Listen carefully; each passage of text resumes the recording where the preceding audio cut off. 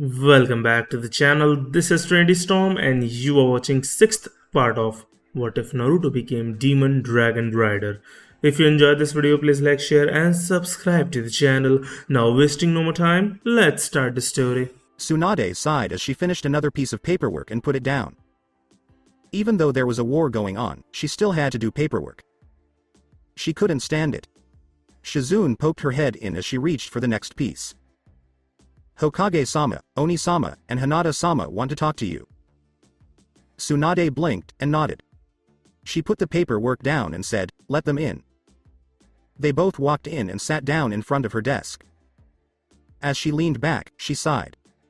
She asked, "So, what's up?" After telling her Anbu to leave them alone. Naruto, who was wearing a robe with a hood, gave Hinata a nod. She inhaled deeply. She said, "I'm sorry, Hokage-sama, but I need to talk to you about my resignation." Hinata was looking down, so Tsunade looked at her, then at Naruto, and then at Hinata. "You do know we're in the middle of a war, right?" she asked. "And that you're one of my best Junin."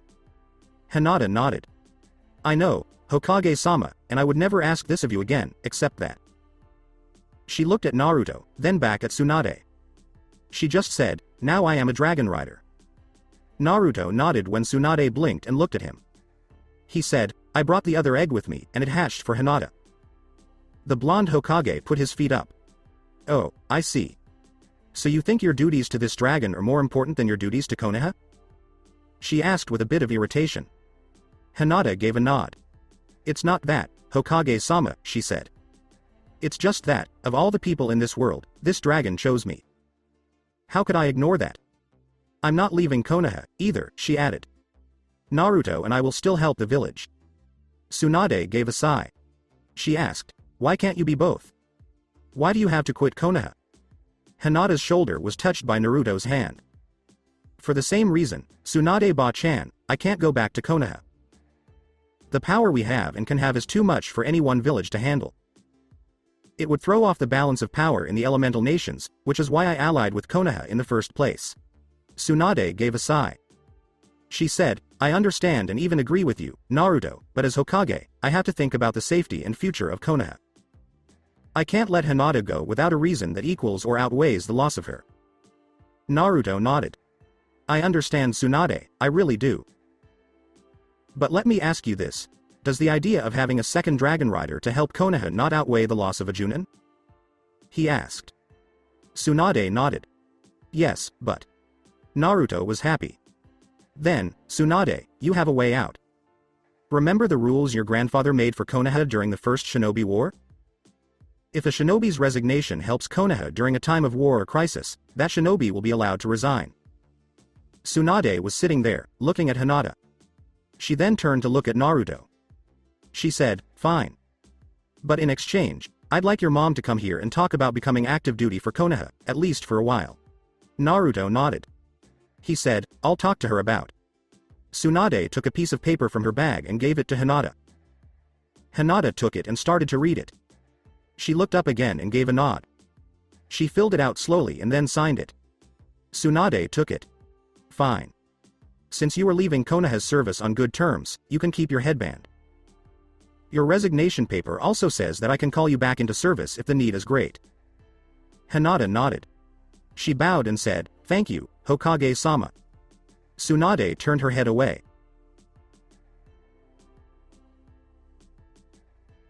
The blonde Hokage said, "Don't thank me yet. You still have to prove that this will be worth it." She turned back to the stacks of papers and said, "Now go on. I have a lot of work to do." Naruto and Hinata did a bow and walked away. As soon as they got out of the Hokage's tower, Hinata grabbed Naruto and took him outside the wall of the Namikaze estate, where Naruto let them in. Inside the Namikaze estate, Naruto took her to the library and started taking books off the shelves. "Okay, first let's talk about a few things. You'll need to move in first to keep the Hyuga elders from getting to you. Then we can really start your training." Hinata nodded as Naruto started putting the books on the desk that he had pulled out. "Okay, one of the first things we'll do is teach you how to speak and write this," he said, holding up a scroll with the ancient language on it. "This is the language of the firstborn, which is used to control magic. As a dragon rider, you can use magic, as you have seen me do. He said, you'll also start training your body, and I'm afraid you'll have to learn how to use a new weapon. Hinata didn't know what to say. She asked, why? He got up and walked over. Your hook swords are impressive, Hinata, but they don't work when you're on the back of a dragon. Their strength comes from the agility and mobility of the person using them, which you can't use when you're on a dragon. Hinata let out a soft sigh and then nodded. Naruto gave a smile and went on. Okay. I'll also make you do exercises that seem stupid and pointless, but trust me when I say they're very important. I'll also start teaching you how to take care of your dragon. As Naruto stood, Hinata gave him a nod. Other than that, I can't teach you much until your dragon is old enough and you reach a certain point in your training. For now, get your stuff and move in while I go talk to my mom. Hinata gave a smile and a bow. She smiled mischievously as she left and said, okay, Naruto-sensei. Naruto shook his head and went to look for his mother. Kushina was in the kitchen drinking tea when Naruto came in. As he sat down, he said, hey, Mom. I need to talk to you for a second. Kushina smiled. She put her teacup down and asked, what is it, kiddo? Naruto inhaled deeply. He said, Tsunade wants to talk to you about rejoining Konoha's active military, while Hinata learns how to be a dragon rider. Kushina's mood changed. She said softly, I see. Well, I guess I should talk to her about it and find out if it's full-time or part-time. Naruto turned his head to the side. He said, sorry about this. His hair was ruffled by Kushina. She told him, don't worry. It's worth it if Hinata gets the training she needs and wants. She said with a smile, besides, I owe you some money. Naruto nodded. I'll get to Yuya back on her feet and ready to take care of herself in no time, he told his mother. He smiled and gave him a hug. She then got up. She said, I'll be back later. Take care, and then went to talk to Tsunade. Naruto was sitting there when Onyxia's eyes showed up near a window. She asked, will Hinata be coming with us? Naruto nodded. He smiled and said, yep. Onyxia smiled to herself. Good. Her dragon has been eager to be with her. Onyxia lifted her head and went off to do whatever dragons did when they weren't busy. Naruto smiled and sat back in his chair. He said, now we can see how the cards fall. The day after, Konoha Hospital. Naruto and Tsunade stood over to Yuya, who was asleep on an operating table. Both were ready to do surgery. Tsunade made Naruto say something that didn't need to be said. So Naruto gave a shrug and gave up. The chakra pathways to her legs were also damaged, and as they healed, they shrunk until only a tiny trickle of chakra could get through. So we'll have to slowly open them bit by bit. Tsunade came over. Okay, I see what you mean. But how will you heal her spine? After it was broken, it grew back in a deformed shape. To fix it, won't you have to break it again? Naruto nodded. Slightly, yes. That's where you come in, Tsunade. I need you to keep her nervous system going. It has to keep going no matter what, or we'll fail. Do you understand? He asked, looking at her. Naruto took a deep breath when Tsunade gave him a thumbs up. He walked over to the table and said, then let's do this. Naruto took a deep breath as Tsunade moved up higher to keep the electrical impulses flowing through to Yuya's body. I'm sorry, Nei-chan, Naruto said in a whisper. He put his hand on her back and whispered in the language of the ancients. When the red-haired girl's upper torso moved, there was a snap, and Yuya's monitor began to spike. Naruto bit the bottom of his lip and used his magic to start moving her spine. Slowly, it got back into the right place. Naruto put his hands on the brake and slowly started to use his magic to stitch the spine back together. The process took a long time because he had to make sure that the nerves were reconnected correctly and that the spine was straight. While that was going on, Tsunade kept working up there to make sure the electrical impulses kept going, which kept Yuya's brain, heart, and organs working. Naruto would finally pull away, panting, a half hour later. As he looked at Tsunade, he whispered. Done. Your turn has come. Tsunade got to work right away and used a healing jutsu to get the nerves working again. After a short pause, she took a step back. She said, it's working. Yuya's nerves in her back and legs are waking up again. They'll need to be watched to make sure they don't go back to being sick. Naruto nodded as he drank some water. He looked at his older sister and said, "Good. Now we'll just have to wait and see. I can see why you wouldn't be able to do this operation. Without magic, it takes 2 people with your skills to fix the spine and keep the nerve impulses going, and no one has even come close to your skills yet." She laughed. She said, "Except you." Naruto gave a head shake. "No, trust me, I'm not. My magic just gets around some of the things that would get in the way of a medic. As a real medic, I'd say I'm maybe at Sakura's level, but probably a lot lower." Again, Tsunade laughed. She said, "So I just got beat by someone who wasn't even as good as my younger apprentice." Naruto just laughed. "Stop worrying about the bad things and think about it this way. If you need it, you have a one-man medical corps at your disposal." Tsunade blinked and grinned. "Shadow clones. I forgot about them." Naruto smirked. He went and looked at Tayuya's stats after saying, "Yep. It looks like everything is fine, but we might want to keep her on painkillers because her back is going to hurt like hell." Tsunade nodded. "You should go get some rest. My staff here can take care of this." Naruto nodded and stood up, but tensed up when the door opened quickly and Shizune came in. "Tsunade-sama, we just got word that Iwa's forces have started moving towards Suna along our border." Naruto nodded when Tsunade looked at him. "I get it. I'll leave right away," he said as he ran out the door. Tsunade nodded to Shizune. She said, "Send every ninja we have out there and get ready to bother the enemy." She said, "We'll make sure that when they reach Suna's borders, they'll be too weak to do anything." The northern edge of Wind Country. Suna's elite forces were moved to the northeastern border with Fire Country, leaving the northern border with Earth Country to be guarded by shinobi of medium level. To throw Iwa off, they had to keep a show of force going. This made it possible for the 2 masked people to pass through without being seen. Of course, the fact that they were both S-level missing nins helped. They were both Akatsuki. But what really helped was finding out that the bent-over person was Sasori, who used to be Suna's puppet master. The other man, Deidara of Iwa, sighed as he adjusted his straw hat over his blonde hair. He said to his teacher, "Sasori-senpai, this is so boring. Why can't we just fly there?" Sasori groaned. "Because if we flew, we'd be too obvious. When there's a war, the ninjas are much more careful than usual, so they'd be on the lookout for anything entering their territory." He sighed. "Besides," he said simply, "you know I don't like to fly." Deidara groaned. "Fine, fine. But now that we're on the border, can we hurry up?" Sasori took a moment to think. "I guess we could. I hate waiting, after all," said one, and the other agreed. Deidara stepped on a cactus, though. The blonde Iwa ninja screamed in pain as he pulled needles out of his hurt foot and hopped up and down on his good foot. He glared at the cactus and then put his hand suddenly under his cloak. When it came out, he was holding a clay cricket that was white.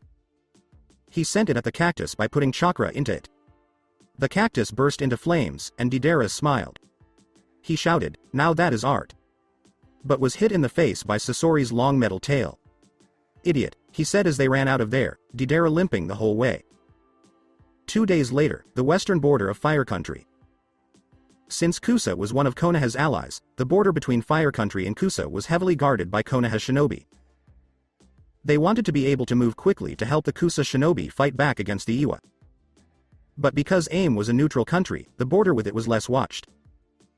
So, Iwa chose to charge through AIM to attack the weaker part of Konoha's defensive line on the west. So they thought, AIM was too weak to stop them. Now, about 3,000 of Iwa's most skilled raiders and shinobi were getting ready to rush into Konoha, then turn south and west to attack River Country and Suna. Kuretsuchi, the granddaughter of the Sandaime Tsuchikage, was in charge of the whole thing. The girl with raven hair looked at the border with her maroon eyes, then glanced at the ninjas who were closest to her. "Remember to keep everyone moving hard and fast. It won't be long before Konoha or Suna figures out what's going on, so we need to get as close to Suna as we can before we run into trouble." Her shinobi commanders gave her a nod and then went back to their own orders. She looked at the border again, then held up one hand and made a sign. The first groups of shinobi rushed past her and went straight for the border. On the other side, a few figures stood still and watched. These people were shinobi from Konoha, but they were not part of the main group of shinobi. They were a specially trained group of skirmishers and marksmen whose job was to shoot at enemies from a distance and then run away. Tenten was in charge of the group. Even though she was only a Chunin, she was the leader because she was the most accurate person in Konoha. She saw the Iwa ninja getting closer and closer. She said in a whisper, "Get ready." Traps were set up by other shinobi behind them. Most of the notes were explosives that would go off when tripwires or motion tags were tripped. But others were not the same. They were a type of storage seal that was set to let out whatever was inside when triggered by tags that sensed movement or chakra. During the Third Shinobi War, Jiraiya and Minato started making them, and Konoha kept making copies of the original and used a special technique for making copies of documents to make more. Tenten turned to her skirmishers when the last tag was set. Most of them were armed with small crossbows, kunai, shuriken, senbon, and tags that went off when they were hit. She turned around, waited, and then put her hand down. With that order, the crossbows fired with a series of thwacks, followed by screams and thumps. Several of the Iwa force's leaders fell with crossbow bolts sticking out of their legs, arms, torsos, or heads. The Iwa shinobi behind them tripped over their dead or hurt teammates, and the Iwa shinobi in front of them stopped in shock. As they did this, kunai with explosive tags fell from the sky. When the tags blew up, they sent Iwa shinobi, or parts of their bodies, flying through the air with smoke, blood, and dirt. Kuretsuchi ran up to what was left of the first platoon and saw that the shinobi with the highest rank was still alive. Report. The Chunin pointed ahead to the trees. Ambush. I don't know how many, but it can't be more than 20. There. He was cut off by the kunai that was implanted in his head in a second that almost hit the Iwa Junin. The shinobi from Konoha moved back, keeping an eye out for their own traps. Tenten nodded. Fall back in pairs and set your traps as you go. Move it. With their friends covering them from more fire, the skirmishers started moving back in pairs, then covering the next pair with fire. The Iwa shinobi couldn't tell who they were shooting at, so they just started shooting into the woods. Most of their attacks missed, but one hit a Kunoichi Chunin in the shoulder. He held back a scream, pulled the kunai out, and threw it back, hitting an Iwa shinobi in the throat. As they kept falling back, Ten nodded to show that they agreed. As the fire around them died down, the Iwa shinobi rushed forward. The first group of people jumped up into the tree branches, and then more people jumped up from the ground.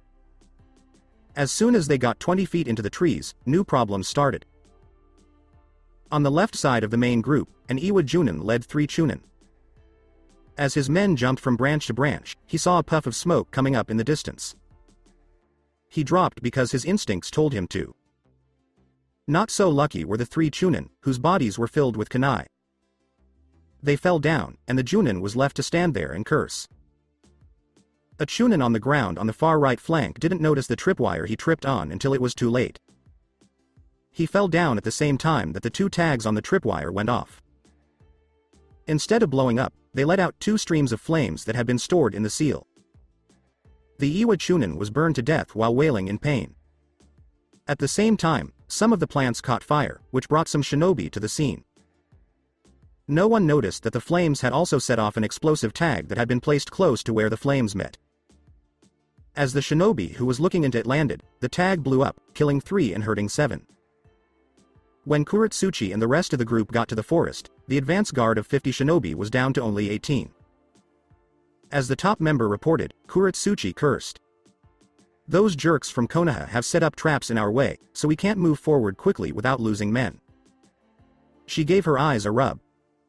She said, "Okay, get any trap experts we have up front. I want them to be safe at all times." The shinobi who were with her nodded and split up to do what she told them.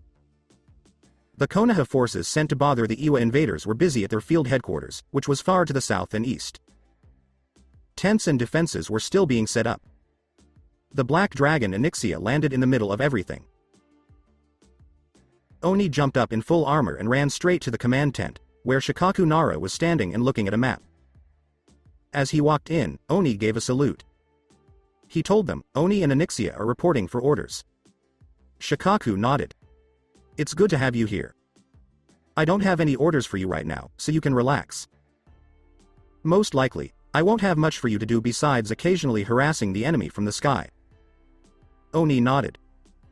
"Okay, I'll take care of myself and Onyxia," he said with a salute, and then he walked out of the tent and back to his dragon. The two of them went to a part of the camp that was empty, where Naruto set up his tent. Onyxia curled up on the ground close by and watched him do it. Naruto sighed as he slid into the tent, closed the flaps, and took off his helmet. He put his feet up and let Kyuubi and Onyxia talk to him in his mind. So Iwa did it in the end. They took too long. Yes, I was getting pretty bored waiting for this invasion, Onyxia said as he grumbled next to his tent. The Kyuubi laughed like a little girl when it was inside Naruto. Oh, I can't wait for all the blood and violence. Please promise me that we'll be right in the middle of it all. Naruto blinked. Don't you remember that we're supposed to catch as many people as possible to trade for our own prisoners in Iwa? Kyuubi gave a groan. Oh, come on. I have to stay here and serve you. The least you could do is kill some more, like you've done before. Naruto sighed as Onyxia made a sound like a deep laugh. Fine, fine. He rolled over to rest for a while and said, I'll see what I can do. No one knew what was going on at the entrance to Konoha. The north gate of Konoha. Jiraiya ran quickly to Konoha and checked the scroll he was holding to make sure it was still there. He looked back over his shoulder to make sure no one was coming after him. Then, he made a copy of himself and sent it to the tower while he went to the Anbu headquarters. When he got there, he ran inside. He told the guard or receptionist at the front desk, I need to see Ibiki Morino right away. The woman agreed and called right away. The head of Konoha's Anbu and interrogation showed up quickly. Jiraiya-sama, what do you need of me? He asked. Jiraiya held the scroll in his hand. I need 4 cells right away for 4 high-risk prisoners. Ibiki nodded and led Jiraiya to the lowest levels of the building, where high-risk prisoners were kept until they were moved elsewhere or let out. As soon as Ibiki pointed to the 4 cells, a group of Anbu came running after them. Jiraiya went into one of them and took the scroll out of its roll. In just a few seconds, he freed a person who was tied and gagged and quickly locked them in the room before leaving it. As he went into the next room, Tsunade came out of nowhere and walked toward them. This must be important, Jiraiya. Iwa has moved against us. Jiraiya had the last prisoner in his hands and gave a nod. Yes, it is, he said, pointing to the person he had just locked up. Tsunade walked over and looked through the bars. Her eyes went to the body of Sasuke Uchiha, who was sleeping. She looked over at Jiraiya. My office, right now. 5 Iwa shinobi ran through the trees along the western edge of Fire Country, heading north to their home camp. They sometimes looked over their shoulder out of fear. Without warning, a bunch of shuriken came at them from the side and hit one of them in the legs, left arm, and neck. He fell like a rock and hit the ground hard. His body rolled. The other 4 swore and started to run away, but 2 of them ran right into a net with sharp metal spikes. Their screams of pain got the other 2 to move, which let them get away. Behind them, 3 Konoha shinobi landed in an open area and looked at what they had done. Before going back to their posts, they started taking weapons and supplies from the dead. A few miles to the north, the 2 Iwa ninjas who were still alive ran into the camp for safety. The Iwa forces had been moving forward through the woods of the Land of Fire for a week.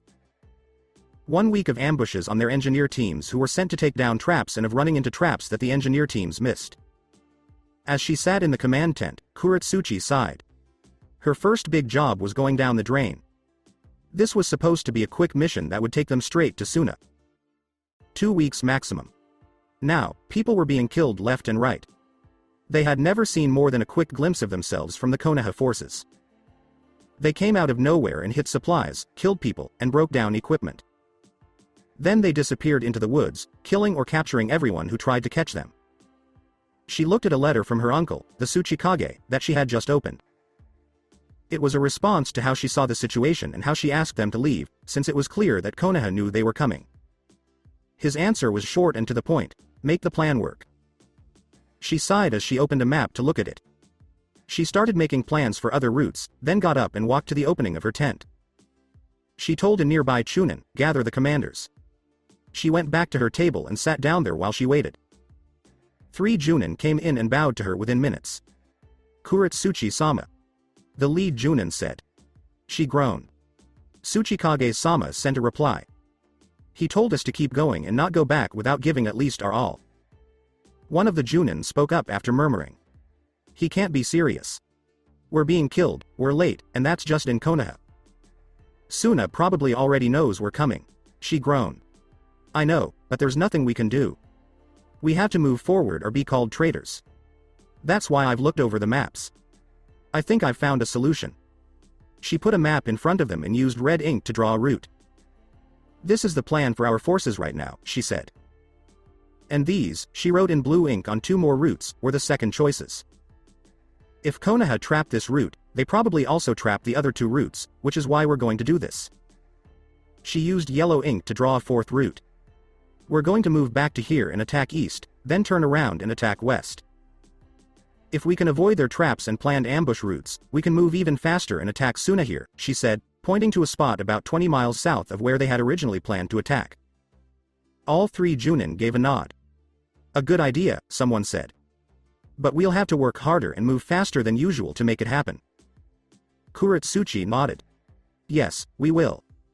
But if we're lucky, we can spread out their ambush force, which will make it harder for them to coordinate their attacks against us. Either that, or we strike for the Suna border right now. She stood up. Now, tell everyone in the camp what to do. The 3 Junin nodded and bowed, then quickly ran away. Kuretsuchi inhaled deeply. Kami, please let this work. Konoha Camp. The camp of the Konoha forces sent to deal with the Iwa forces was to the southeast of the Iwa camp. As Konoha ninjas came back from their ambush points, others rushed off to get into position or set up traps. The camp was a hive of activity. Other ninjas rested in or near their tents and talked with their friends and allies. Since they hadn't lost anyone yet, the mood was pretty good. Some people were hurt, but because they were using guerrilla tactics and had set up traps, the number of people who died was low. Onyxia, the black dragon, was at the edge of the camp. Naruto's tent was right next to hers, but almost everyone in the camp called him Oni. Naruto was sitting in his tent and reading a letter from his mother. Naruto. So far, things are going well here. I'm back on duty, but I'm in charge of protecting the village while Tayuya gets better. So don't worry that I'll have to leave soon. Tayuya is already walking, but she is still taking very small steps and needs crutches. She told me to tell you thank you. She did say, he did an okay job though. Shino has helped her out more than once. What a good boy. Hinata wanted to add her own letter, so I put it in the envelope. She has been busy training, but she has also started to work on the garden. I sometimes go with her because it's so quiet there. Every night, my son, I pray for your safety. I hope to hear from you soon and also that you will come back quickly. Your mom, love. Naruto smiled as he put the letter down and took out Hinata's. Dear Naruto. When I heard that your mom was writing a letter, I thought I should write one too. I mostly wanted to tell you about what I've learned so far in my training. I've kept studying ancient language and now know the basics very well. I still have trouble with them, though, so I'll probably have to study them again and again. I've also been thinking about the different kinds of swords you left behind, and I think I've found one. I've learned the basics and started working on it. I also feel like the bond I have with my dragon has grown. He hasn't said anything yet, but I'm getting a sense of how he feels and what he's thinking. It's really amazing. Your mother has been great, helping me in any way she can, mostly by teaching me how to use a sword. And your sister has, at the very least, made things more interesting. She and Shino seem to like each other a lot. He has been by to see her several times this week and helped her get back on her feet as she did so. I think she likes him, even though she won't say it. Your mom is almost done writing her letter, so I need to wrap this up. I hope that you and everyone else stay safe. Hinata. He gave a soft laugh when he read about his sister and Shino, then put the letter down and went to get a pen, ink, and paper so he could write back to his mother and Hinata. But shouting outside his tent made him stop and turn around. A few seconds later, the thought of Onyxia came to him. Something is going on outside. You should come see what's going on. Naruto nodded as he stood up and raised his hood and face mask. He wasn't wearing his armor, so he was just wearing his normal clothes.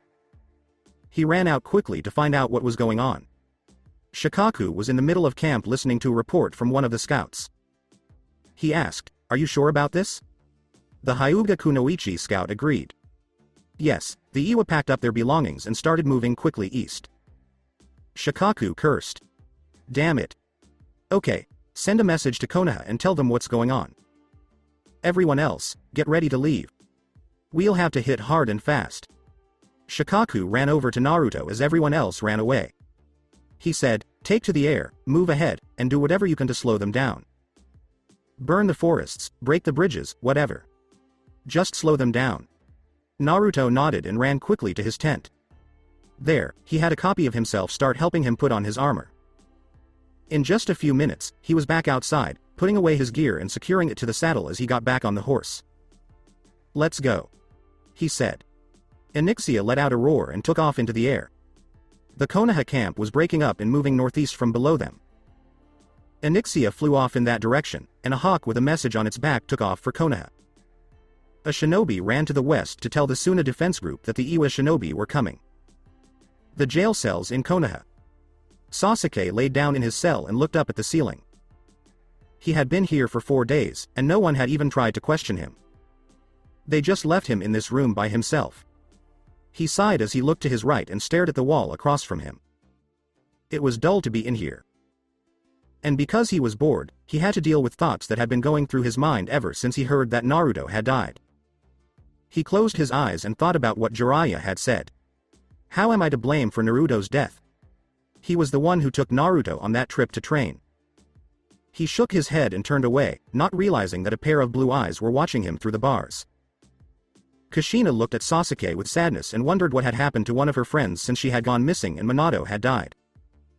Makoto Uchiha was a good friend of hers, just like Sume. Naruto had told her that Itachi had killed the whole clan and that Sasuke had been driven to get revenge because of this. This made her sad.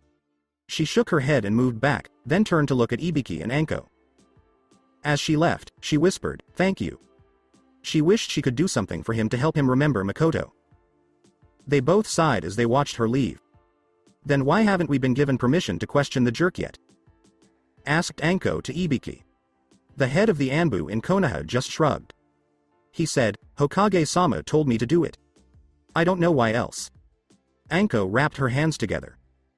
As they went to Jugo's cell, she said, "I guess he's lucky, but I hope we can give his 3 teammates a good workout." The big boy with orange hair was chained to the wall and had many restraints on him. Seals were added to the restraints to make them stronger. All of this happened because Jugo went crazy soon after arriving and attacked, killing 2 Anbu. Gas was put in the security seals of each cell to knock him out quickly, and the restraints on him were made 10 times tighter. Ibiki and Anko both looked at the boy.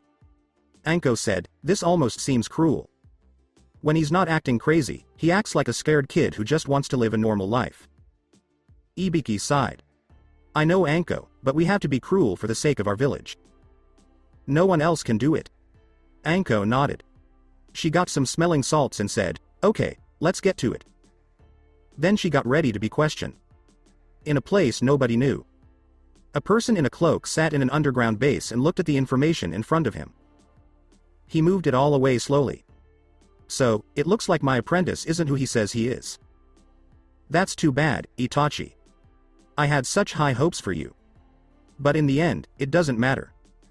Once I've freed your little brother and led him to you, I'll be able to shape my new apprentice, and with him, Konoha will fall before my plans." One blood-red eye shone in the dark as the figure laughed to himself. "There are 3 black marks on a red eye. Close to the eye. Soon, peace will come to the world, and I'll be the one to give it to them," he said. "Aim." Itachi looked at the letter from Jiraiya. As he read it, his hands shook a little. Sasuke was caught by the Sannin and taken back to Konoha, where he would be tried for what he had done to Konoha. He probably wouldn't be a ninja in Konoha ever again. He shut his eyes and put down the letter. "Damn you, Sasuke," he said in a whisper. "Why did you have to change and become like our clan?" He woke up and took a look around. Maybe it was time to go back to Konoha and talk to Sasuke about this. He realized what that meant as he thought about it. He died. It didn't matter because he was already dead. A few years ago, he was told that he had a slow-moving disease that ate away at his chakra. The sickness got worse the more he used his chakra. Even so, Itachi didn't mind dying.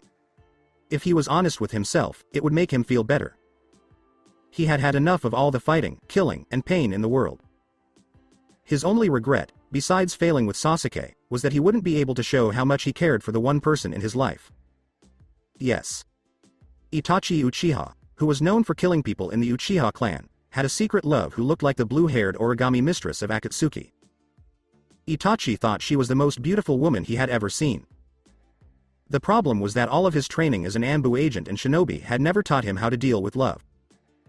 So he had just kept his feelings to himself, telling himself that he was going to die and that she cared about their leader Pain anyway. He let out a soft sigh as he stood up and put on the black and red Akatsuki cloak.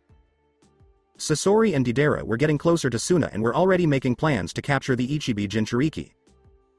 There was going to be a meeting. He took a quick look back into his room, turned away, and closed the door. The next day in Fire Country. The Iwa force was moving quickly, and Kuretsuchi thought they had gone far enough. Now, some of them were going to pull the Konoha shinobi further north, while the rest rushed west. Both groups left traps behind, but the traps left by the northern group were a little more obvious, as if the Iwa shinobi had been in a hurry to set them up. But the Iwa shinobi's plan didn't work because Konoha had a scout who wasn't slowed down by traps. Naruto saw the Iwa force split up from above. He landed at the point where the two groups of people had split up. He quickly wrote a note and left it where one of the Konoha shinobi who was moving forward would see it. Then he flew off on Onyxia's back and followed the main force as it moved west. The main force moved quickly and hard toward the border. They wanted to get as far away from the Konoha forces as possible. Kuretsuchi smiled grimly to herself because it looked like her plan was working. When she heard a roar above them, that smile went away. The Iwa shinobi all looked up at the same time to see what was making their lives miserable. The Demon Dragon Rider's Black Dragon. Onyxia moved ahead of them, turned, and faced the Iwa shinobi straight on. She let out a loud roar and then let out a huge stream of fire. The Iwa shinobi spread out quickly. The people on the edges and the fastest ones in the middle could jump to the sides. But the ninjas who moved more slowly were caught in the dragon's flames, which were very hot. As flames spread over them, they screamed in pain. Bodies that were on fire fell from the trees. Some Iwa shinobi tried to put out the fire by covering it with dirt and rocks, while others attacked Onyxia with kunai, shuriken, explosive tags, and jutsu. When Naruto put up his hand, all the attacks that were coming at him stopped in the air and fell to the ground when they hit a magical shield. Onyxia turned around and got ready for another attack from behind. The shinobi, however, had learned, and they were now spreading out. The flame only caught a few people who weren't quick enough to get away. As Naruto watched the Iwa shinobi fly away from the strafing run, he sighed. He said, as Onyxia grumbled, "That won't work again." "Then try to slow them down by going from south to north in front of them," Kyuubi said. As Onyxia flapped quickly to get ahead, Naruto gave her a nod. She also began flying toward the southwest. When the dragon took off, the Iwa shinobi cheered. But their joy went away when they saw the dragon turn to the north and fly low while spitting fire. It slowly built up into a huge wall in their way. Naruto laughed as he and Onyxia made a second pass and built a second firewall behind the first one. The firewalls would slow down the Iwa forces and also let the Konoha forces know what was going on. The Hyuga shinobi called back to Shikaku from a long way back and to the southeast. "I see a lot of smoke to the northwest." It was soon proven by an Inuzuka. "I can smell smoke, and lots of it." The Nara clan's leader nodded. "Alright, let's leave and find out what's going on," he shouted. With the Iwa forces, Kuretsuchi told her people to try to put out the fires quickly. It would take too long to go around, giving the Konoha forces time to catch up. If they could put out some of the fires, they could pass through, leaving Konoha to let the fires burn or putting them out to save some of their country. The Iwa shinobi used their earth jutsu as quickly as they could. But when the fire got really big, the dirt and earth they threw on it melted and turned into lava. One Junin showed the hand signs for a jutsu and then slammed his hands down. Earth fashion, big gap. As the earth split open, a rip shot out of his hands and through the flames. As he made a way through, flaming debris fell into the opening. Once the hole was big enough, he closed it up, making a path through both firewalls. Kuretsuchi took a good look at it. She shouted as she led the way, "It will be tight. Let's move people." The Iwa shinobi formed a tight column and moved as quickly as they could through the flames. Naruto cursed as we watched from above. After the Iwa shinobi went through, he raised a hand to put out the flames. He had bought some time, but not as much as he had hoped. As the last flames went out, he breathed heavily. Even though he had a lot of reserves, it took a lot of magic and strength to get rid of all that dragonfire. Onyxia also felt this. You need to rest, Naruto. I'll find a place for us to land so you can get some food and water. Naruto shook his head with his helmet on. No, we have to keep going. It could be dangerous if we lose track of them. Kyuubi said what she thought. She told him, kid, it's not hard to see where they're going. If you rest, you'll be better able to deal with them when we catch up. Naruto groaned. Fine. By a majority vote, we rest. Onyxia and Kyuubi had a good laugh. They both said, girls rule, girls rule. Naruto groaned. As they touched down, he muttered, I've been freaking ambushed. That night, on the edge of Suna, Deidara and Sasori looked up at the high walls made of sand and rock that had hardened. The walls were used to protect against both enemies and sandstorms. Sasori's body clicked as he moved. He turned to face the entrance, which was several hundred feet away. He said, where is my damn spy? I hate to wait. Deidara was busy making a sculpture of Sasori out of clay. He was grinning as he finished it. He held it up and said, look, Sasori, it's you. As Sasori looked at it, he sighed. Not bad. He said. Is it your plan to blow it up? Deidara chuckled. No, I'm just messing around, he said as he carefully squashed the sculpture and started shaping the clay again. Sasori was about to say something when a person dressed as a Suna Junin walked up to him.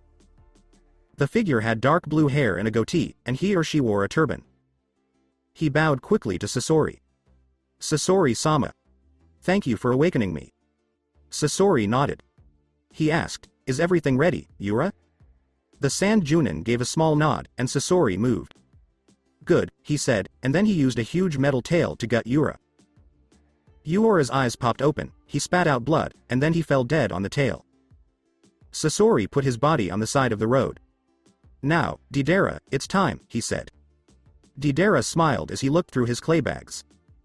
Great, he said as he began to make a sculpture of an owl. It turned into a huge owl with a poof, and Deidara climbed on top of it. As Sasori looked up, the bird flapped its wings and took off. Early the next morning, at the border of Suna. The Suna shinobi who were sent to guard the border against an Iwa attack had a busy day the day before. They were forced to keep running north all day. Most of the traps and defenses they had worked hard to build over the past few weeks were now gone. Now, they put up quick defenses around their new defensive position. Konkuro whispered a curse about how bad things were. Suna had told a lot of their Junin to work on this task. Still, that was only a few hundred, because they had to keep some to defend their northern border and others to protect their villages and go on missions. And these few hundred Junin would be fighting against close to 3,000 Iwa shinobi, who would be led by the Tsuchikage's grandniece.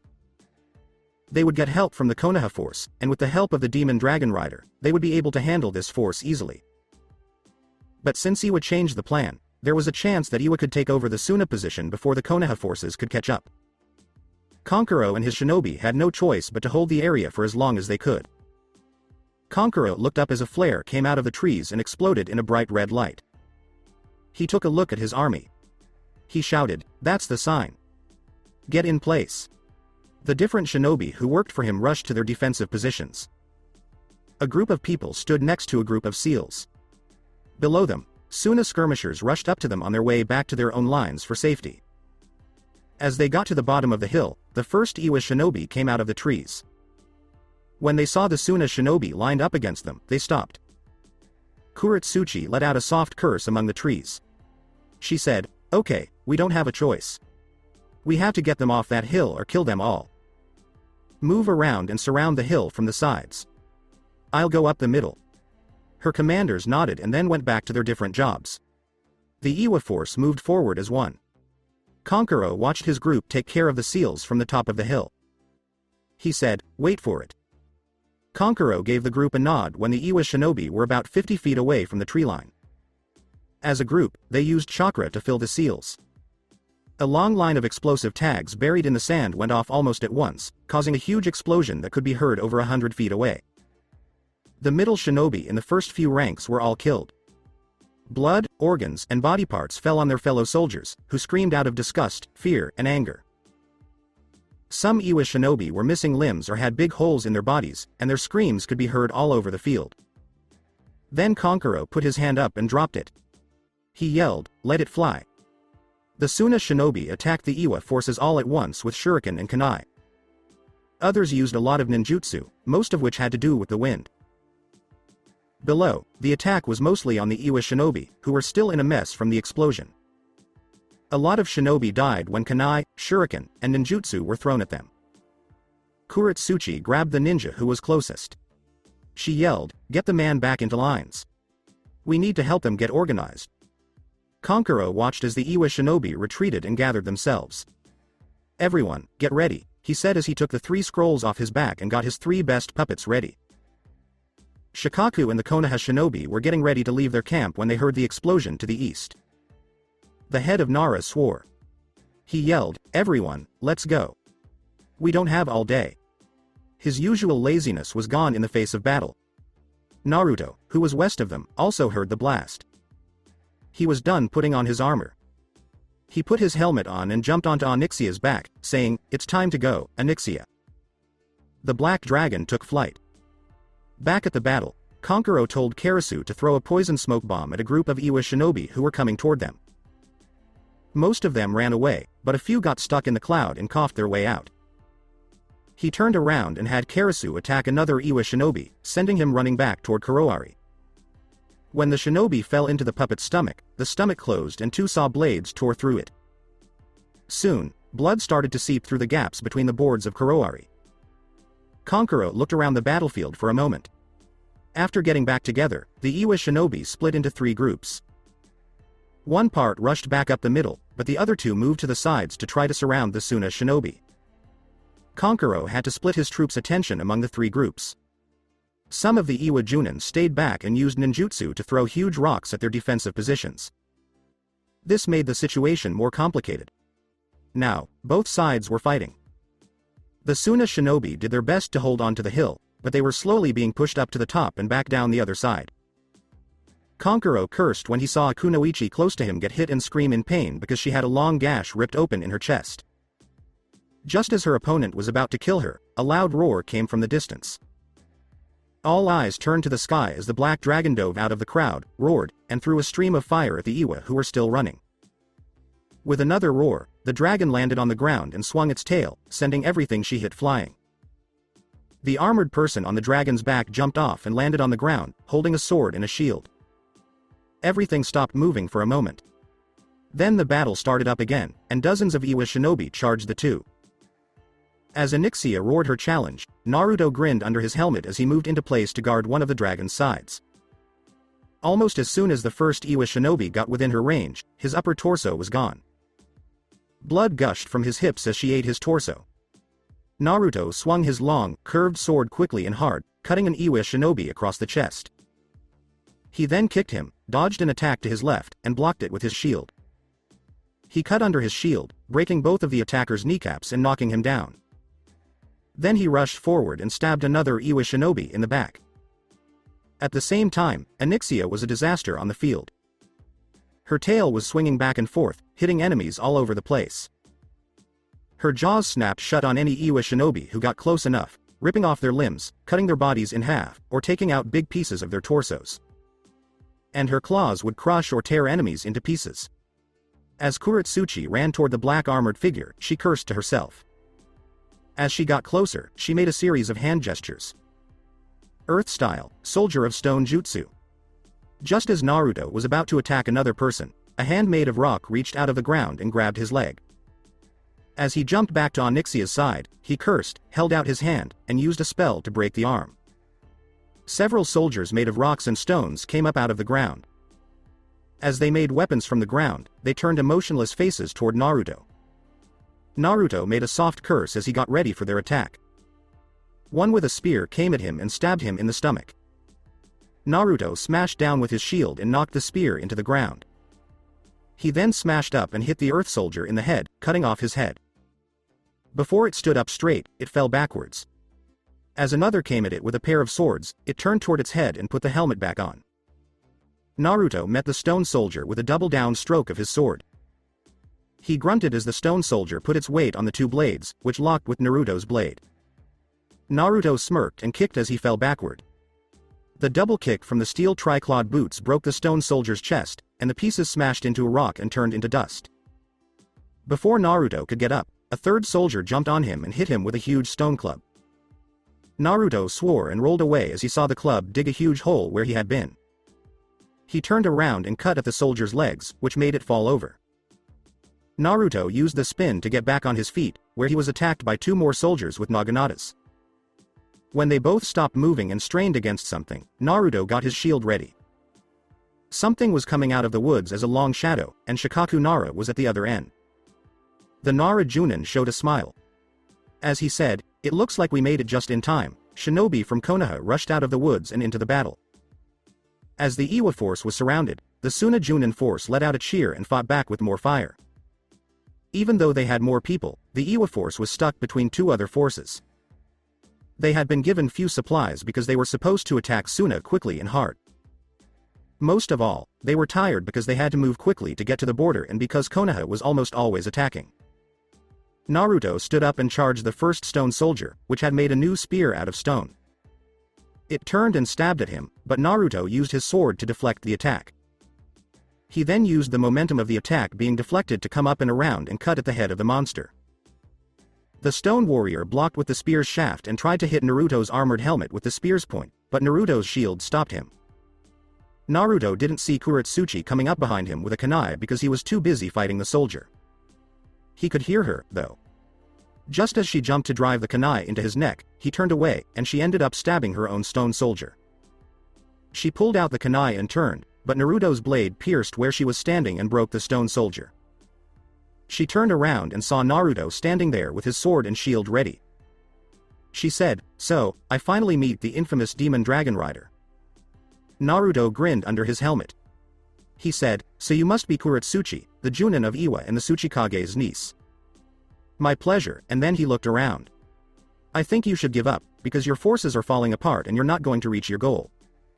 She didn't move, but she looked around. She could see that both sides of her shinobi were slowly taking them over. Before she opened her eyes again, she shut them. She said quietly, "I have to at least try. I have to prove that I didn't just give up. The shame would be too much." Naruto looked at her and then gave her a nod. "Wait a minute," he said, stabbing his sword into the ground and raising his hand while muttering. When he did this, a huge flame shot up and caught everyone's attention. "Now that I have everyone's attention, I want to stop this battle and stop more people from dying. I propose a one-on-one battle between me and anyone Iwa chooses. If I win, all Iwa forces will stand down and surrender. I promise that you'll be returned to Iwa as soon as possible. If your champion wins, Iwa will be allowed to return to your lands without being attacked." He looked at Kuretsuchi. "I can see that you don't want anyone else to die, and neither do I. Let this be the end of this battle at least." He looked at him, and Kuretsuchi gave him a nod. She said, "I agree, but I think you should stick to your shinobi skills and not your strange powers." A voice came from among the Iwa Chunin. He said, "Kuretsuchi-sama, we can keep fighting. We won't lose to them." Several other Iwa shinobi agreed. The Junin Kunoichi gave him a nod. "I know you all will, but that will only lead to more of you dying, and even if we win, we won't reach our goal, so it would all be for nothing. If I can save all of you, I will," she said, turning to the armored figure. "I'm going to fight for my troops." As the black armored figure pulled out his sword, the group of shinobi slowly moved back into a ring. "You are a good shinobi and leader, Kuretsuchi-san. You think of your soldiers before yourself." He raised his shield and held his sword low as they slowly circled each other. The Kunoichi was the first to attack. As she ran at Oni, she threw a bunch of shuriken at him. The armored person put up his shield to stop the shuriken, which went through the wood and metal defense and into the wood. Unfortunately, it being raised also made it hard for him to see, so he didn't see the kick that hit the shield and sent him backwards. As she came at him again with a kunai, he got back into a ready position. Naruto cut at her, and she ducked under, spun, and tried to hit him in the side, but his shield stopped her. Naruto gave her a shove, which made the rock hit her and send her flying. Kuretsuchi did a flip and landed, then threw out a bunch of kunai before getting ready to use a jutsu. Naruto turned away from them and charged, but a huge wall of stone spikes shot up at him and forced him back. As he landed, he cursed and put his shield on his back by its strap while making hand signs with one hand. He said, "Okay, I guess it's time to turn it up," when he was done. He shouted, "Fire style, twin dragon flame jutsu," as he shot a stream of fire out of his mouth and through the holes in his helmet. Slowly, it split into two spinning streams of fire that came together to make dragons. Kuretsuchi swore as she jumped over the flames. When she landed, she saw an armored fist in her face. She was thrown back, hit the ground, and began to roll. When Kuretsuchi stopped rolling, Oni leapt into the air, spun around, and landed next to her as she stopped. Naruto put his sword to her neck so she couldn't get up. "Do you surrender?" he asked, his red eyes shining through the holes in his helmet. Kuretsuchi looked up at him with a tense face, then loosened up and fell back. She said in a soft voice, "I submit." Naruto put his sword away slowly and helped her stand up. "You fought well, but I'm better at fighting up close," he said. "As promised, you and your forces will be well taken care of until an agreement can be reached and you can all go back to your village." As the winning Konoha and Suna forces raised their weapons in victory, there was a cheer. Slowly, the Iwa forces gave up their weapons and supplies and were herded to one area of the battlefield, where medics started to treat the wounded on both sides. As he turned to Anixia, Naruto gave her a smile. "We should finally get some sleep, right?" Before Anixia could answer, Asuna Junin, who was carrying a messenger hawk from their village, shouted. Kankuro walked over to the Junin and talked to him while looking at the message the hawk was carrying. Then he turned to the group of men and women who had gathered around him. "The Akatsuki have kidnapped Gaara. After their cage was taken, the whole village of Suna was locked down. After the battle at the border, the Iwa forces that were captured were taken to a safe place in the village, and the Konoha forces were given temporary housing until they could rest and take care of their wounded. Now, Shikaku Nara and Naruto, disguised as an Oni, were talking with Kankuro and Baki in the Cage's office. Both Junin were in charge of the village for a short time. Baki huffed as he cared for his burned and bandaged arm. Two members of Akatsuki came out of nowhere. One was an explosives expert who fought the Cage. He got Gaara to fight him, and while they were fighting, he put explosives in Gaara's sand. They went off while Gaara was shielding himself and knocked him out. The Akatsuki member grabbed him and flew away on a giant white bird. When we tried to follow, his partner stopped us. He was a strange hunched. Naruto was still in full armor and leaning against a wall. Anyone else would think he was calm and didn't care about anything. In reality, it was hard for him not to just burst out of Suna to save his friend. He asked, "Do you know where they went?" Baki gave a nod. "No, they ran away quickly to the north, but we couldn't send trackers after them. I think they went north, but once they were far enough away from the village, they could have gone in any direction." Oni let out a sigh and then stood up straight. "I'll go back to my room and think about what's going on." A few minutes later, Naruto sat in the motel room he had rented near the Konoha forces and tried to figure out what was going on. So, he must have been meeting with Kyuubi and Anixia. "So, what do you think about what's going on?" he asked them in his mind. While lying on the roof, Anixia shook her head in her mind. "Not really. Any trail they left behind has been covered up by shifting sand, and that's if they moved on foot. It's impossible to find them in the air. As for spells, Dramerkopa 1 is the closest, but it will only show you who he is, not where he is. Unfortunately, I'm not much help here either. We Biju can definitely sense each other when we're within 20 miles of each other. After that, it gets harder to find each other over distance. I wouldn't be able to sense Shukaku until he was within 30 miles of us. If it was Hachibi, I could do it at 100 miles, Kyuubi said as she paced the home Naruto had made for her in his mindscape. Before opening his eyes, Naruto closed them and thought. You know, I've been combining my magic spells with Kyuubi's chakra to see what happens. What would happen if I put Dramerkopa and Kyuubi's chakra together? If the spell really does open a portal, even if it's just a simple viewing portal, maybe Kyuubi's chakra will react and light up like a beacon. That way, at least I'll know where to go. Anixia said, it's the only solution we have right now, but you'll have to be very careful with it. We don't know yet what will happen if you mix Biju chakra and magic. Naruto nodded, then got up and went to a mirror on the wall. Before he said the spell, he closed his eyes and focused on Gaara. He also started putting some of Kyuubi's chakra into the spell. Before the image slowly came into view, The mirror almost looked like it was shaking. It showed Gaara lying on the ground while he was out of his mind. Or Naruto thought that he was on the ground. He might be on something else. Naruto felt a faint pulse off to the northwest all of a sudden. Even though it was weak, he could still feel it. He ended the spell quickly and got his things together. Onyxia stood up and waited for Naruto outside. Soon, the blonde dragon rider came out on the roof in full armor and jumped into her saddle. First, to the Konoha camp. They need to know. Onyxia nodded and shot down toward the Konoha camp.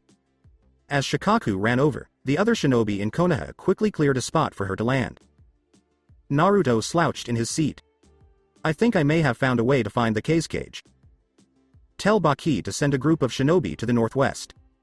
I'll try to leave clues for them to follow. He jumped on Onyxia's back and flew quickly in the direction of the northwest. After 4 hours, in Konoha. The news of their victory over the Iwa task force with Suna spread quickly to Konoha. The fact that they had also taken the grandniece of the Sachikage made the news even better. But this good news was ruined by the news that 2 members of Akatsuki had managed to kidnap the cage while most of Suna's elite forces were dealing with the Iwa attack. Tsunade told the group of shinobi to stay in Suna until the problem was fixed. Now she was reading what Shikaku had to say. She looked up at the different Junin and clan heads who were in charge of her army. Shikaku sent a message, and Oni thinks he might be able to find Gaara. He left, saying he would leave clues to help a search party find him. Ibiki took the report in his hands and started to read it. Do we know which members of the Akatsuki kidnapped the cage? The report was shown by Tsunade. Suna was able to positively identify the main attacker as Deidara of Iwa. He was an explosives expert with a unique ability to mold explosives into statues then animate them so he can hit his targets at range. They were unable to identify his partner. However, due to Jiraiya's spy network, we are able to. Sasori, S-rank missing ninja of Suna. He's a puppet master of legendary quality. Almost as good as the elder Chiyo of Suna. At this, there were a few different murmurs. Sasori was well known in Konoha for how well he could work with puppets. There were rumors that he used his most powerful enemies to make puppets. Kushina was the only one who didn't worry, and she smiled. Hey, don't forget that Oni has already killed 2 Akatsuki members, and they were 2 of the hardest ones to kill, Kakuzu of Takigakure no Sato and Hidan of Yugakure no Sato, the so-called immortal brothers. I'm sure he can handle these 2 as well. When Kushina spoke, many people, including Tsunade, nodded in agreement. She turned in her chair to look out the window and said, I just hope he can get to Gaara in time. Secret Akatsuki outpost. Deidara and Sasori snuck into a cave in the northwest of Wind Country. A big rock moved into place behind them. Deidara raised his one good arm and sent chakra into the boulder. This turned on the seal on the front of the boulder. Suna could see tiny pieces of his other arm all over the place. He looked over at Sasori. Okay, let's talk to Pain-sama and get this done, eh? As they both got into place and started channeling their chakra, Sasori gave a nod. It was picked up by seals in the wall, which sent messages to all 4 corners of the elemental nations. Soon, the astral projections of 5 other figures began to show up. One with spiky hair and gray eyes with several rings around the pupils spoke first. You caught the cage. Did someone follow you? The man shook his head. No, Pain-sama. We had a good enough lead, and Deidara's bird made it so we didn't leave any traces. It would be almost impossible for them to find us. The person known as Pain nodded and turned to a person whose head was covered with big spikes. Just in case, keep an eye out for intruders. Itachi and Kisame, be ready to stop anyone who follows. The 3 figures nodded, and Pain turned to the cave's back wall and started making hand gestures. He slammed them down, and a huge statue and 2 big hands started to rise from the ground. While Deidara moved the cage into place, each of the 5 astral projections stood on 1 finger. Soon, he and Sasori joined the finger's protrusions, and together they got ready for the extraction jutsu. Naruto and Onyxia were about an hour's flight away from their goal. Even though the members of Akatsuki had a huge lead, they had to stop to heal Deidara's arm stump so he wouldn't die from blood loss. Plus, there were 3 people on the clay bird that they were riding. As a dragon, Onyxia could move much faster with only Naruto on her back, and each flap of her wings gave her more power, allowing her to cover more ground. Naruto smiled as he started to feel the power of Shukaku. He said, "It's weak, but we're close. He's at least 30 miles ahead of us." Onyxia nodded and continued to fly toward where they were going. A group of shinobi from Konoha and Suna, led by Konkuro, was about a day's journey behind Naruto and Onyxia. They had been following the clues Naruto left behind when he landed to find Gaara again with the scrying spell powered by Kyuubi. They moved as fast as they could to help get Gaara out of trouble. Zetsu was told to look out for enemies, so he tapped into the plants between the edge of Wind Country's huge desert and the Akatsuki outpost. At first, he didn't find anything. Then, about 20 miles from the base, he looked up. When he saw Oni flying right toward the cave, he cursed. In the outpost of the Akatsuki, Zetsu's spirit spoke up. "We have a problem. The Dragon Rider is coming our way. He is less than 20 miles away and getting closer quickly." He spoke again, but this time in a different way. "That jerk seems to mean business." As he looked at Itachi and Kisame, the leader, Pain, said a soft curse. "Can either of you catch him before he gets away?" Itachi gave a headshake. "No. He's too far away for us to catch him before he gets here. Even if we did, he'd probably beat us from the sky in a few minutes. We'd be in a bad position." Pain nodded. "Oh, I see. Then we'll just have to hope he doesn't come here. But, Deidara and Sasori, be ready for battle anyway." The two ninjas nodded as they kept taking out the objects. After about 40 minutes, Naruto and Onyxia turned and started going around the cave. It was so full of Shukaku's power that it was almost beating. Naruto looked around the cave and looked at the entrance. "You'd think they'd find a better way to hide it, instead of putting a big arch in front of it and a seal right there," he said. Onyxia made a noise. "Maybe that's the point. They want enemies to try to find the entrance and not bother looking for another way in." Naruto nodded. "You're right, so let's find a different way in. Let's land on the mountain above the cave." The people of the Akatsuki worked hard in the cave below. They lost some of their focus when they heard claw marks on the ceiling above them and small rocks and dust were thrown around when something hit the ceiling above them. Naruto jumped off the saddle and started to feel the rock under him. About 10 feet thick here, and this is the weakest point. Explosive tag won't work, and it would take too much effort to break it open with a spell. I need to save as much energy as I can for any fights inside." He let out a sigh and shut his eyes. "Guess I don't have a choice. The Rasengan won't work by itself. Kyuubi, I'm going to need your help with this." Kyuubi blinked. "You do know they'll feel the chakra and know what it is, right?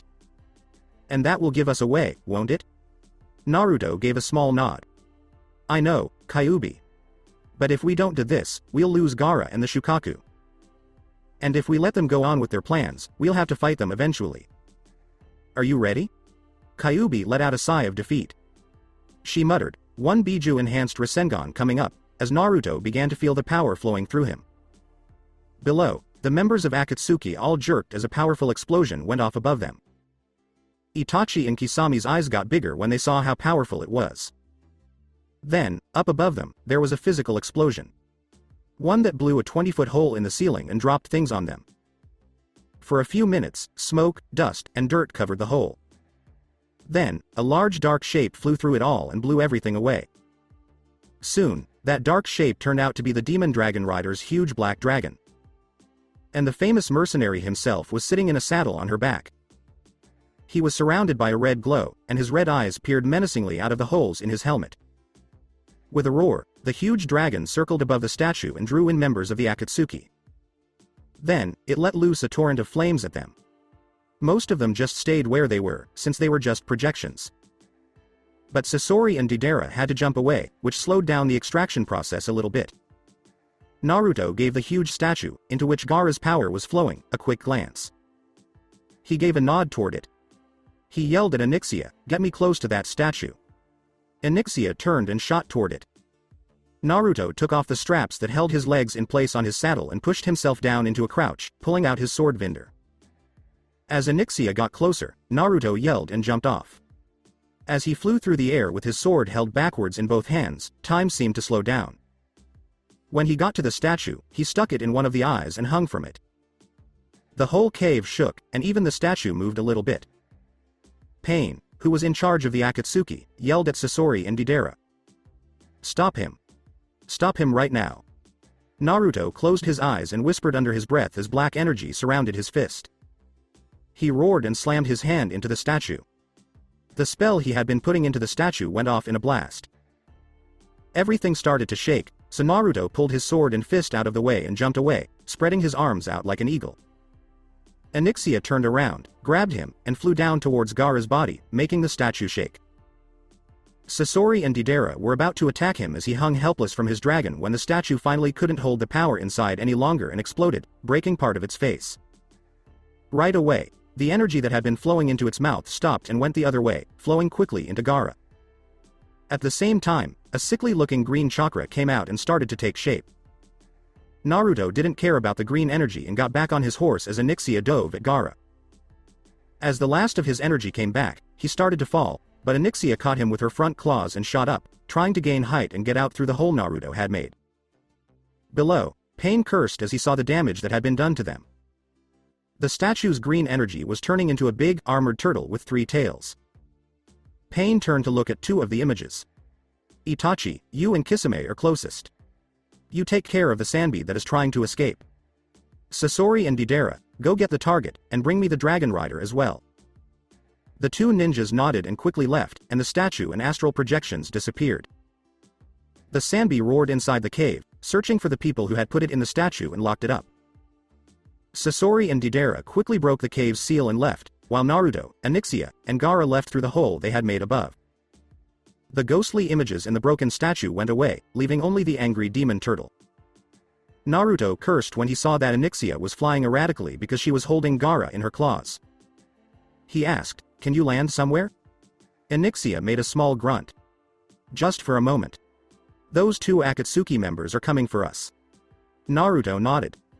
As Onyxia started to fall, he said, "I won't need that much time." She let Gaara fall a few feet and landed as Naruto jumped down and ran quickly to Gaara's side. A quick check showed that Gaara was unconscious and had run out of chakra because Shukaku had been pulled out of him and then slammed back into him. He would be out of it for a while. Naruto quickly called up 2 copies of himself. One of them changed into Gaara, and the other grabbed the real Gaara. Naruto told the second clone, "Go back to Suna. The clone and I will distract the Akatsuki." He and the first got on Onyxia, and as they took off, the clone quickly pretended to be unconscious. As they did this, Naruto saw his enemies far away. Both of them were on a huge white owl. Naruto grinned in anticipation. So, air-to-air combat? I guess there's a first time for everything. With that, they turned away and headed east, as if they were flying to the border with Fire Country. Deidara told his horse to go faster while he made several models out of clay to show how they would attack their target. Sasori stood behind him and waited for them to get close enough so that he could throw his poison-tipped senbon at them. Naruto turned his head and saw that the clay owl was having trouble keeping up. Again, his dragon's superiority was clear because Onyxia hadn't even reached full speed yet, and the Akatsuki were already falling behind.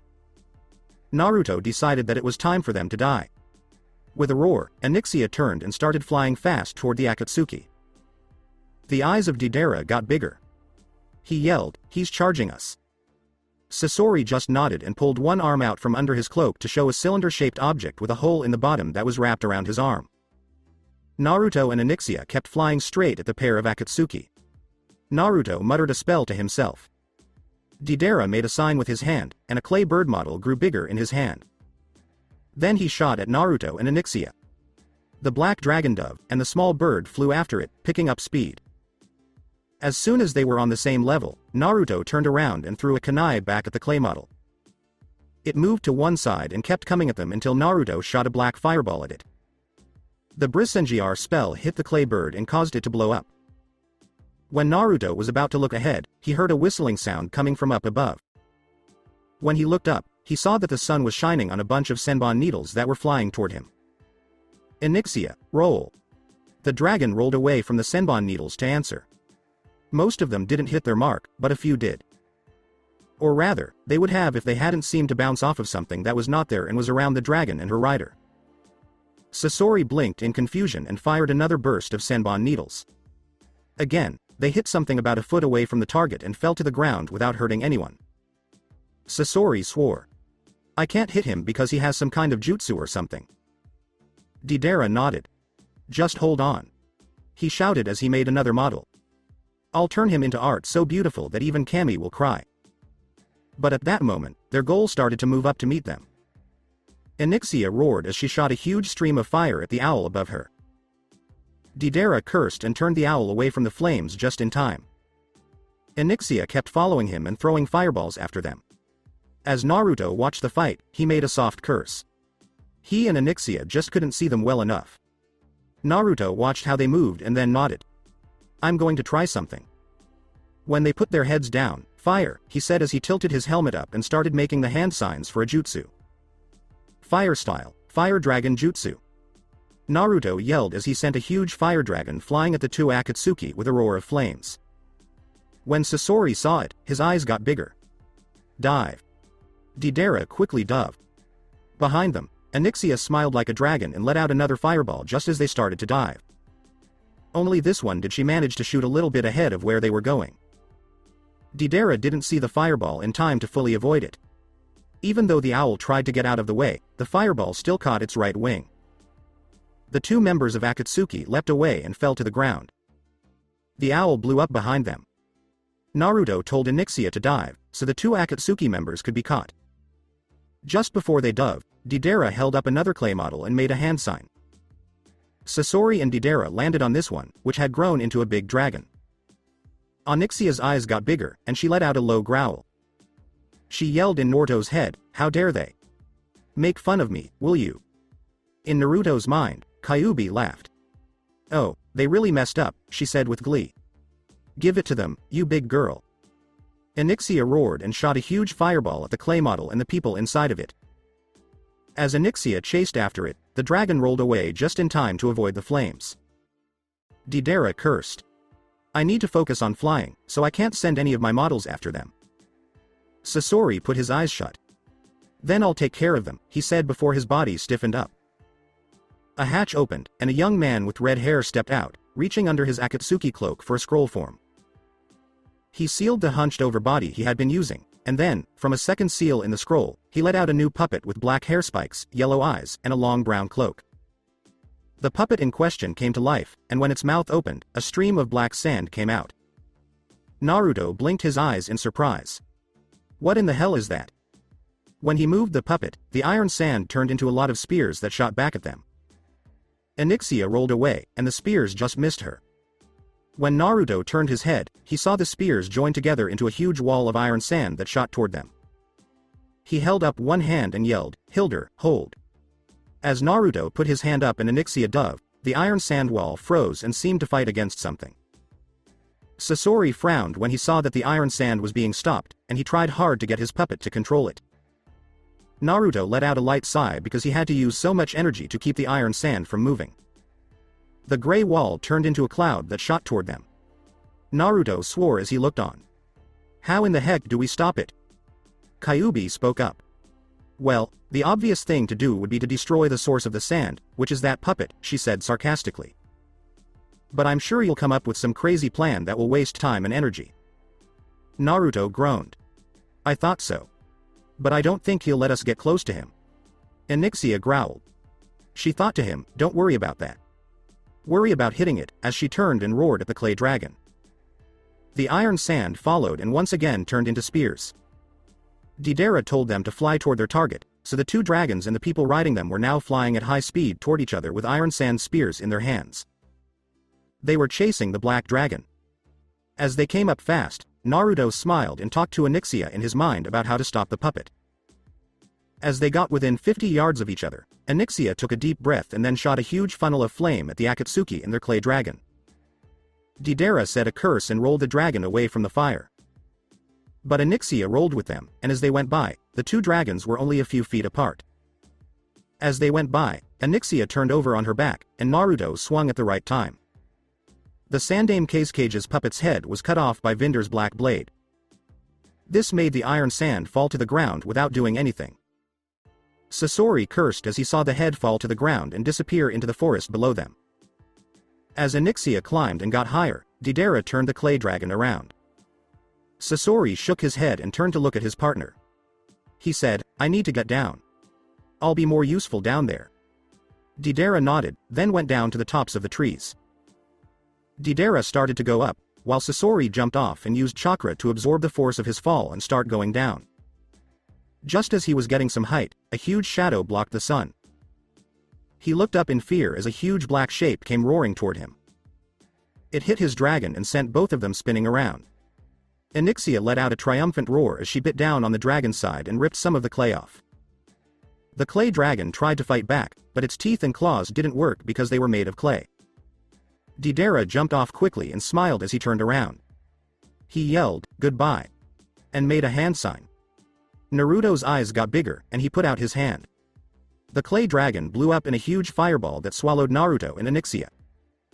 Deidara laughed hysterically as he looked through his clay pouches. He saw that he still had enough clay to make another model to fly away on or to make another model to fly away on.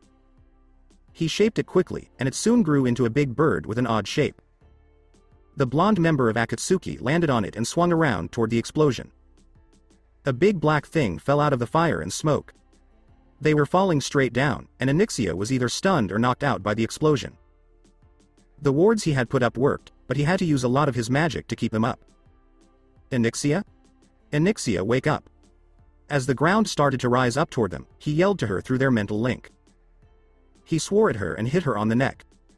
The golden eyes opened quickly, and Onyxia's wings snapped open, just in time to pull them up. As he held on to her neck, Naruto panted. He told her in his mind, "Don't ever scare me like that again."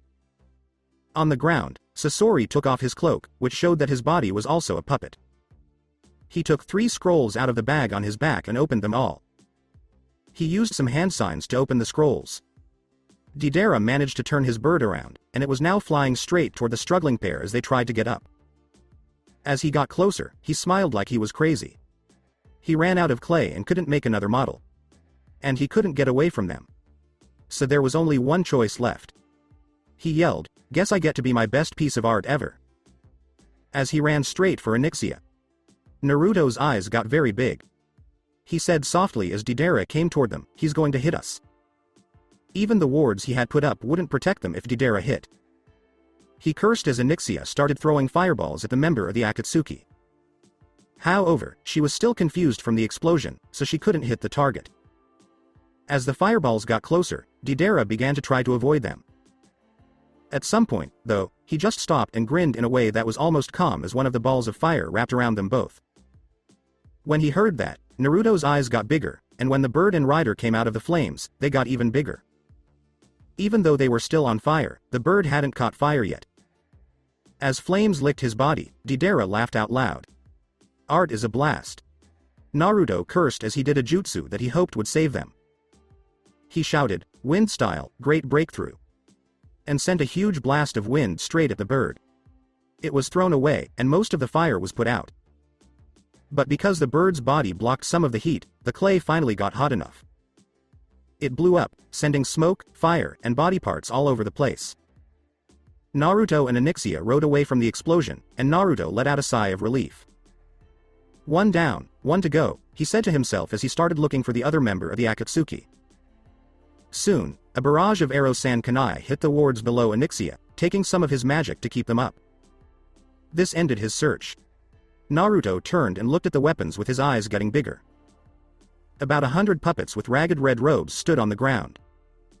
Most of them had some kind of long-range weapon, and they kept firing at them.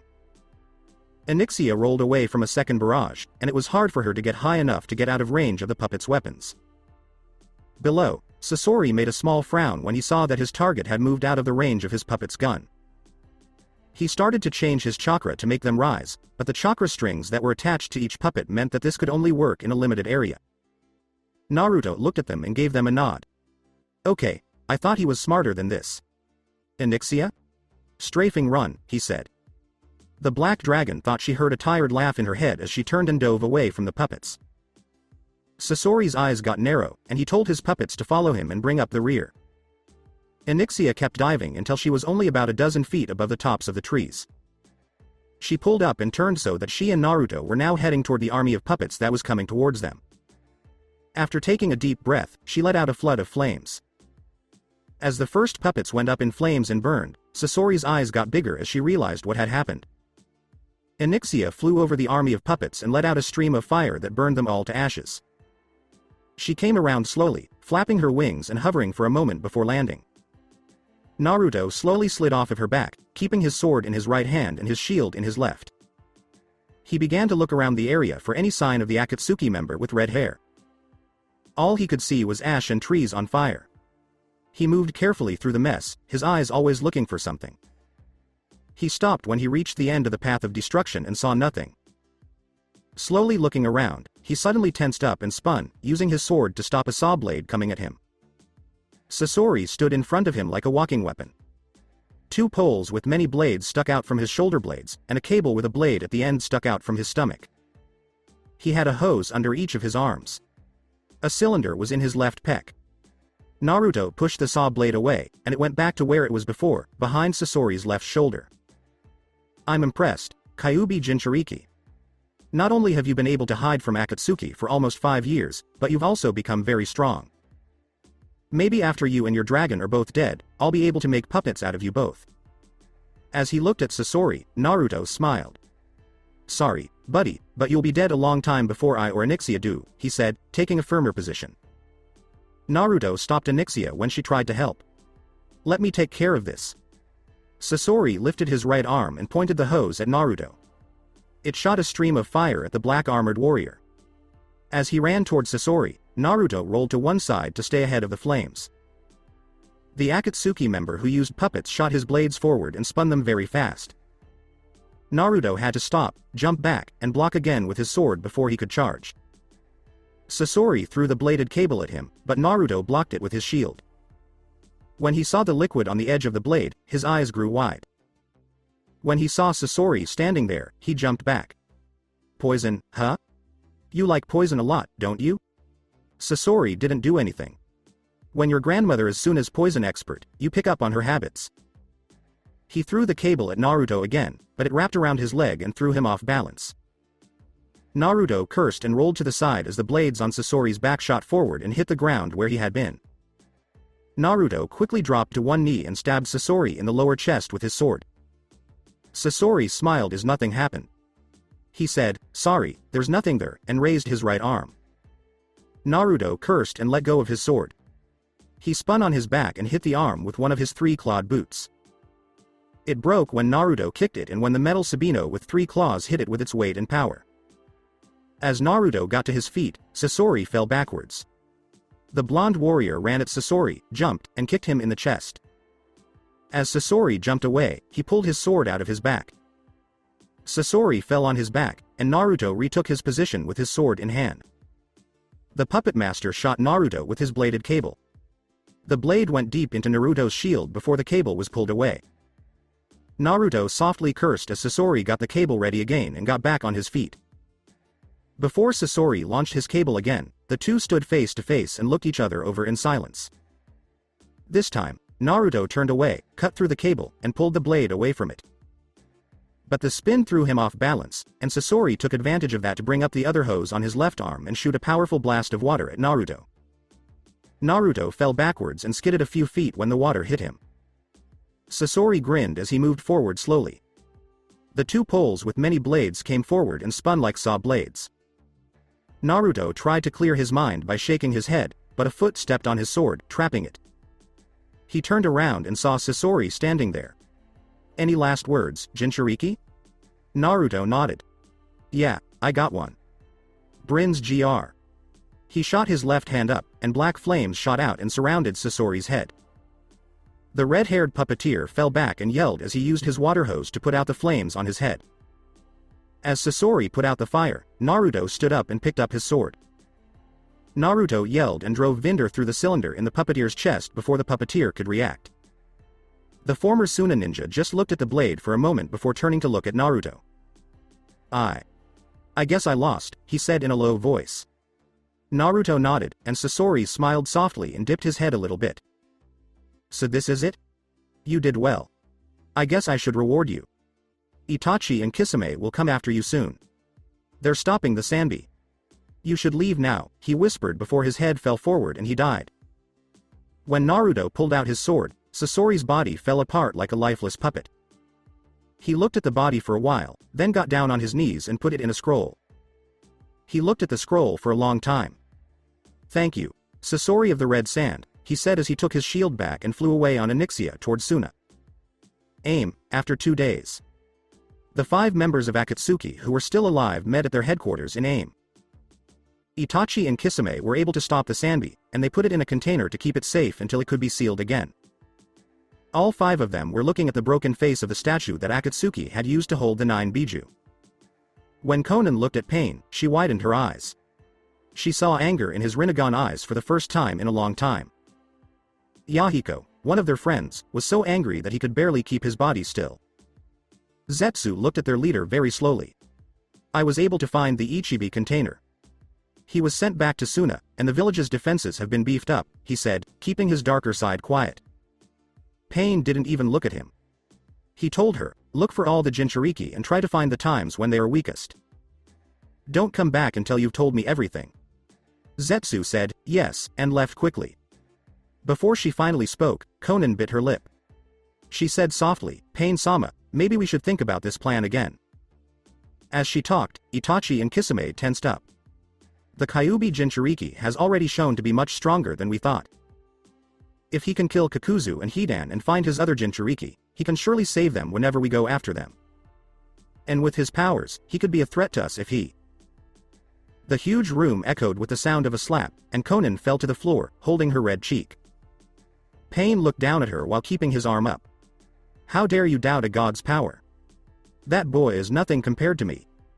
As Pain moved toward her, Konan shook out of fear. I won't give up on my plan because of a few mistakes. I don't care what the cost of our dream is. Even if everyone in this group dies, it will be worth it to reach our goal of world peace. If you ever question our mission again, I will kill you, Konan, he said before turning away and walking to the statue to start fixing it. Konan sat on the floor and just looked at the spot where the body of one of her 2 friends had been. She slowly stood up and walked away as tears slowly fell from her eyes. Itachi watched her leave, and then he shrugged and went after Kisame. In her room, Konan was sitting on her bed and holding a picture while she quietly cried.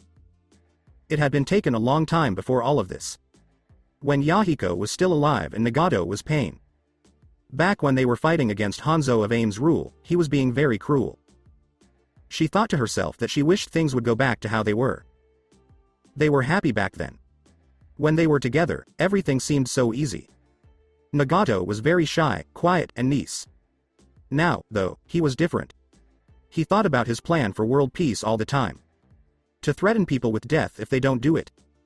Konan knew this plan wouldn't work, but she pushed those thoughts out of her mind because she thought her friend and fellow soldier would come back when they reached their goal. She realized now that she had been fooling herself.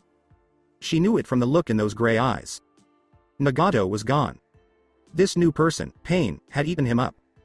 Her old friend was gone for good. When she heard her door open a little, she looked up. Itachi was standing there and looked uncertain. He finally asked, "Are you okay?" The picture was put away by Konan. She said in her usual calm way, "I'm fine." She started to leave, but stopped when Itachi's hand softly touched her shoulder. He said quietly, "Konan-san, I know you're close to our leader, so I know you're hurting. I want to help." She sat there and then slowly put her hand on his. She asked quietly, "What do you think you can do to help me? I've lost my closest friends, the 2 people I lived with, fought with, and died with. One died because I was held hostage, and the other died when he became Pain." Itachi sat down slowly. He said softly, "I can listen. I've always been good at that." Konan looked at him for a moment, then down. "Why do you care? And why are you trying to help me?" Itachi just gave a shrug. "I just want to help. Isn't that enough?" He turned his head away. "I'll leave if you want to be alone." Konan didn't want him to leave for some strange and unknown reason. She looked back at him. She said, "No, actually, I'd like for you to stay. Maybe talking would help." Itachi sat back and gave a nod. Konan looked at him and thought that Itachi Uchiha is a strange person. Then she started talking. So that's it for today. I hope you guys enjoyed it. Don't forget to like, share and subscribe to the channel for more awesome stories like this. Thank you. See you all in my next video.